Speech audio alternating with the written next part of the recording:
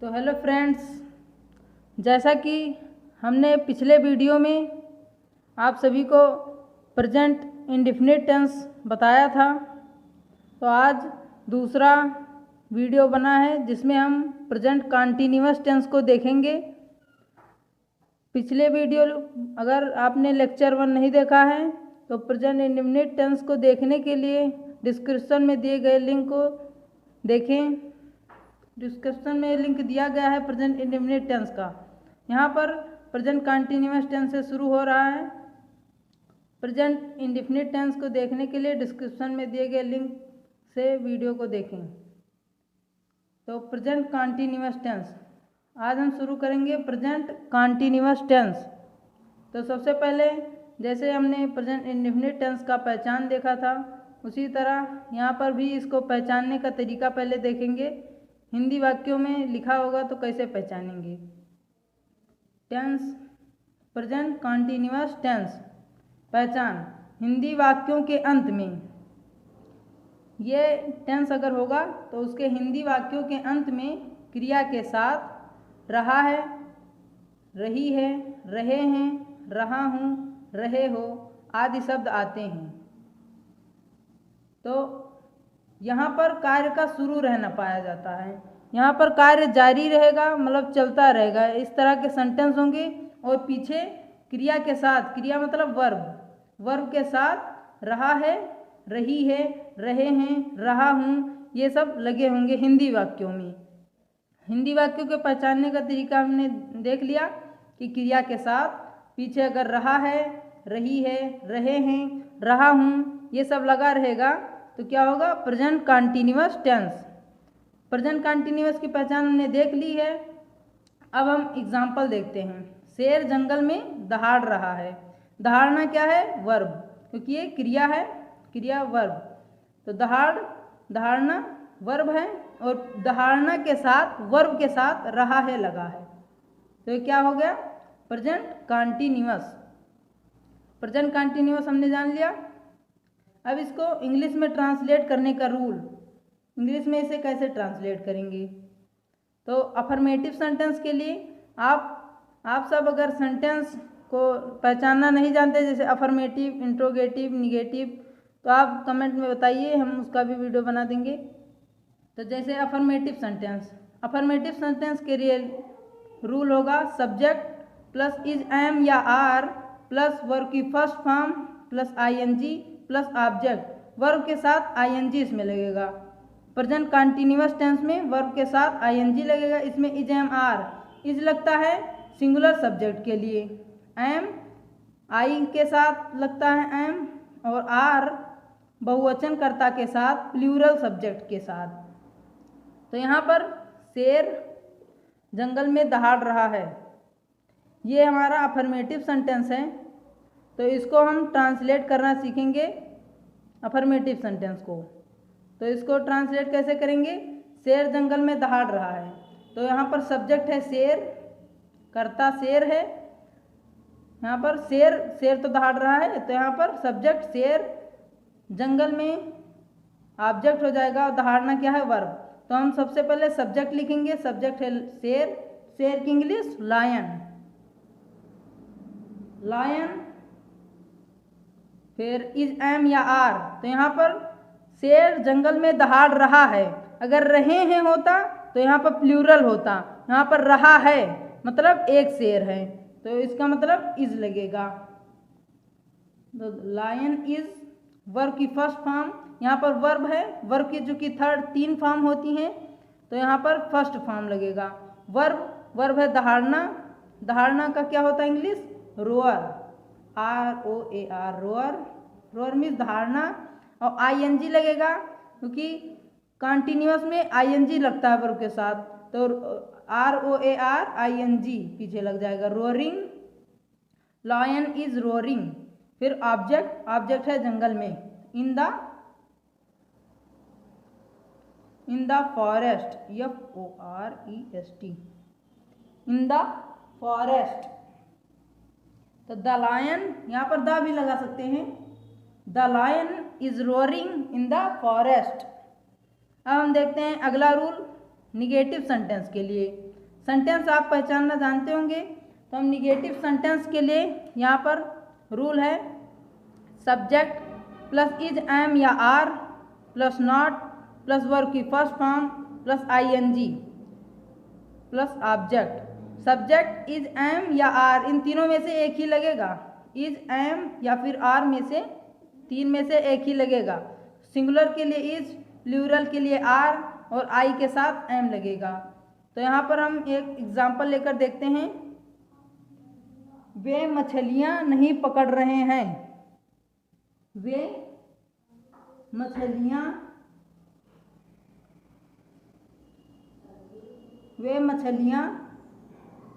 नहीं पकड़ रहे हैं। नहीं पकड़ रहे हैं।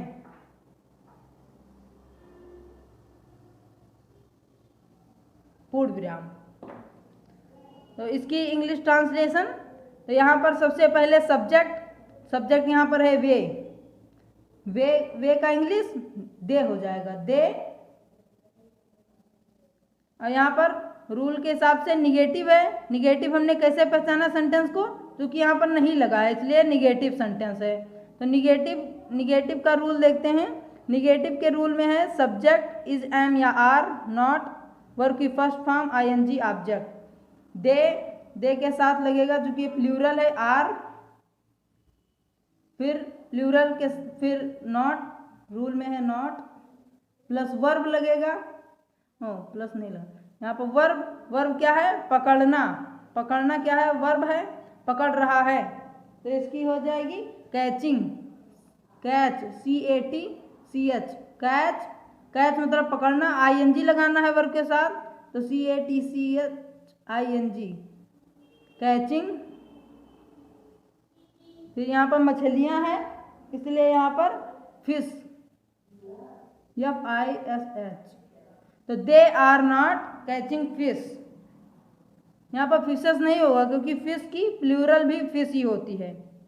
अब हम अगला रूल देखते हैं इंट्रोगेटिव सेंटेंस के लिए।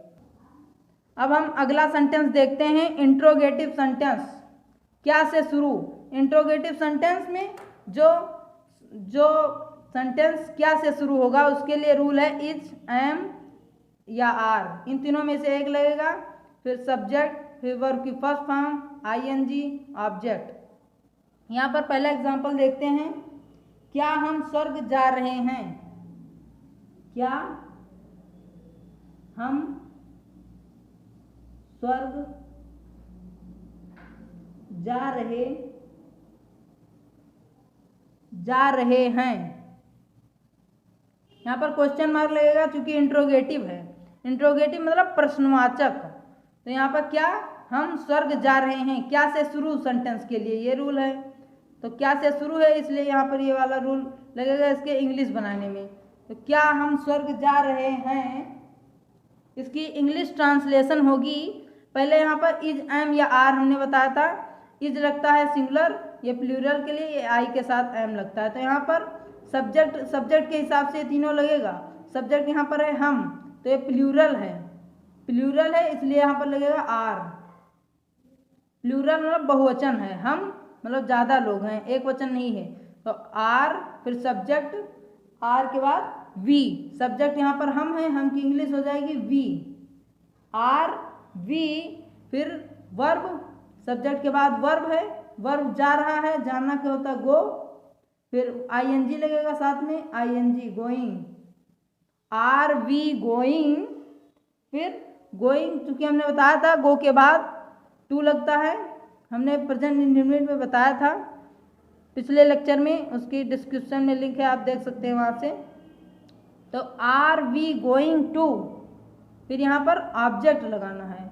ऑब्जेक्ट है स्वर्ग, तो स्वर्ग की इंग्लिश होती है हेवन, HEAVEN। फिर क्वेश्चन मार्क, हेवन, ये हमारी इंग्लिश बन गई ट्रांसलेशन। अब हम देखते हैं अगला रूल। बीच में क्वेश्चन वर्ड अगर होगा, प्रश्नवाचक हो उसमें बीच में क्वेश्चन वर्ड हो, तो उसके लिए वाला रूल लगेगा। क्वेश्चन वर्ड की इंग्लिश पहले लिखेंगे, फिर इज, एम या आर, सब्जेक्ट, वर्ब, फिर ING, फिर ऑब्जेक्ट। तो यहाँ पर एक एग्जाम्पल देखते हैं। आप भोजन, तुम्हें नहीं, तुम्हें कौन बुला रहा है, तुम्हें कौन बुला रहा है। तो यहाँ पर इसका सेंटेंस ट्रांसलेशन होगा। तो यहाँ पर बीच में क्वेश्चन वर्ड है कौन, तो इसलिए यहाँ पर इस पहले क्वेश्चन वर्ड की इंग्लिश, कौन की इंग्लिश होती है हु। क्वेश्चन वर्ड की इंग्लिश रूल से हम देखते चलेंगे, हु। फिर इज एम आर हमने बताया था सब्जेक्ट के हिसाब से, तो तुम्हें का होगा, तुम्हें का होगा यू। तो यू के साथ क्या लगता है, नहीं यहाँ पर हु है, हु मतलब कौन, इसके लिए एक वचन, हु जहाँ पर भी लगेगा एक वचन ही रहता वहाँ पर, तो हु के साथ इज हमेशा लगेगा। अगर और कुछ होता, क्यों, हु मतलब कौन, तो कौन होगा तो एक ही होगा, एक वचन, एक वचन के बारे में बात होती है तभी हु लगता है, इसलिए हु इज, इसको ध्यान में रखना, हु के साथ इज हमेशा लगता है। यहाँ पर तुम्हें दिया है, इसका मतलब ये नहीं कि ये प्लूरल होगा, क्योंकि ये ऑब्जेक्ट के रूप में यहाँ पर कार्य करेगा, हु लग जाता है तो ऑब्जेक्ट के रूप में कार्य करने लगता है। तो हु इज, हु के साथ हमेशा इज लगेगा, हु इज, फिर वर्ब लग जाएगा, सब्जेक्ट, सब्जेक्ट यहाँ पर हु दिया रहता है तो सब्जेक्ट वहाँ पर नहीं रहता, फिर वर्ब लिख देंगे कॉलिंग, कॉलिंग इस ऑब्जेक्ट के रूप में कार्य करेगा यू, तो हु इज कॉलिंग यू। फिर हम अगला रूल देखते हैं इंट्रोगेटिव निगेटिव के बारे में। इंट्रोगेटिव भी हो, प्रश्नवाचक भी हो, और निगेटिव नकारात्मक भी हो। तो यहाँ पर क्या से शुरू के लिए, यहाँ पर भी क्या से शुरू होगा, एक सेंटेंस बीच में क्वेश्चन वर्ड से शुरू होगा। तो यहाँ पर हम पहले क्या से शुरू होने के लिए देखते हैं, इज एम या आर, फिर plus subject plus not plus verb की first form plus ING plus object. यहाँ पर ऐसे रूल के हिसाब से चीज़ें लगता चलेगा। यहाँ पर एग्जाम्पल देखते हैं। एग्जाम्पल बहुत ही आसान होता है और इसको बनाना भी बहुत ही आसान होता है। रूल अगर आपने याद कर लिया, रूल के हिसाब से बहुत ही आसान हो जाता है। ट्रांसलेट करना टेंस का रूल के हिसाब से, इस रूल, ये जो रूल है बहुत ही आसान रूल है। तो यहाँ पर हम एग्जाम्पल देखते हैं, क्या से शुरू भी हो निगेटिव भी हो, क्या से शुरू भी हो निगेटिव भी हो, तो हो जाएगा क्या वह स्कूल नहीं जा रहा है। यहाँ पर क्या भी लग गया और बीच में नहीं भी आ गया, निगेटिव भी हो गया, प्रश्नवाचक भी निगेटिव भी। तो इसकी ट्रांसलेशन होगा, यहाँ पर इज एम आर क्या लिखता है सब्जेक्ट के हिसाब से, सब्जेक्ट यहाँ पर वह है, वह मतलब वह होता है एक वचन के लिए, तो यहाँ पर इज लग जाएगा।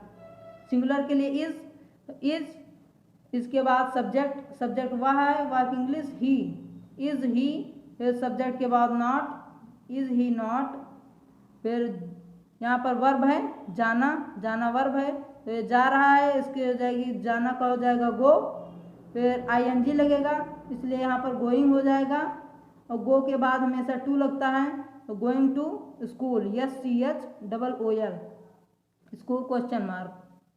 यहाँ पर स्कूल ऑब्जेक्ट था इसलिए ऑब्जेक्ट के स्थान पर स्कूल हो गया। यहाँ पर अगला रूल है बीच में क्वेश्चन वर्ड, बीच में क्वेश्चन वर्ड भी हो और निगेटिव भी हो। इंट्रोगेटिव में बीच में क्वेश्चन वर्ड भी हो निगेटिव भी हो, उसके लिए रूल है, पहले क्वेश्चन वर्ड की इंग्लिश लिखते हैं, फिर इज एम या आर, फिर सब्जेक्ट, फिर नॉट, फिर वर्ब की फर्स्ट फॉर्म आईएनजी, फिर ऑब्जेक्ट। तो हम अब एग्जाम्पल देखते हैं उसकी, बीच में क्वेश्चन वर्ड भी हो और निगेटिव भी हो, इंट्रोगेटिव निगेटिव का। तो आप भोजन क्यों नहीं कर रहे हैं, यहाँ पर बीच में क्वेश्चन वर्ड भी है और नहीं लगा है तो निगेटिव भी है, और पीछे नहीं कर रहे हो, भोजन करना वर्ब है और रहे हो लगा है, रहा है रही है हमने बताया था, तो इसलिए प्रेजेंट कॉन्टिन्यूअस टेंस। तो अब हम इसकी ट्रांसलेट देखते हैं, इसका ट्रांसलेट। तो हमने बताया था पहले क्वेश्चन वर्ड की इंग्लिश लिखते हैं। क्वेश्चन वर्ड यहाँ पर क्यों है, तो क्यों की इंग्लिश हो जाएगी वाई, फिर इज एम या आर, तो आपके साथ यहाँ पर आपका इंग्लिश है यू, तो यू के साथ हमें, यू प्लूरल है तो इसलिए यहाँ पर आर लगेगा, तो यहाँ पर क्या रूल था, क्वेश्चन वर्ड की इंग्लिश इज एम या आर, तो आर लग गया। फिर सब्जेक्ट यहाँ पर आप है इसलिए यू हो जाएगा, आपकी इंग्लिश यू। फिर नॉट हो जाएगा, why are you not, verb है यहाँ पर भोजन करना, नहीं कर रहे हो, तो यहाँ पर क्या नहीं कर रहा, भोजन। तो भोजन करना की क्या होता है, ईट, ईट। यहाँ पर वर्ब की फर्स्ट फॉर्म के बाद आईएनजी था इसलिए यहाँ पर ईटिंग हो जाएगा, ईटिंग। फिर ऑब्जेक्ट है फूड, तो why are you not eating food. तो ये हमारा प्रेजेंट कंटिन्यूअस टेंस ख़त्म हुआ। और ऐसी अगली वीडियो पाने के लिए हमारे चैनल को सब्सक्राइब करें, और वीडियो अच्छी लगी हो तो लाइक करें, लाइक ज़रूर करें और सब्सक्राइब कर लें ताकि प्रेजेंट परफेक्ट टेंस का वीडियो आपको जल्दी मिले, सबसे पहले आपको मिले।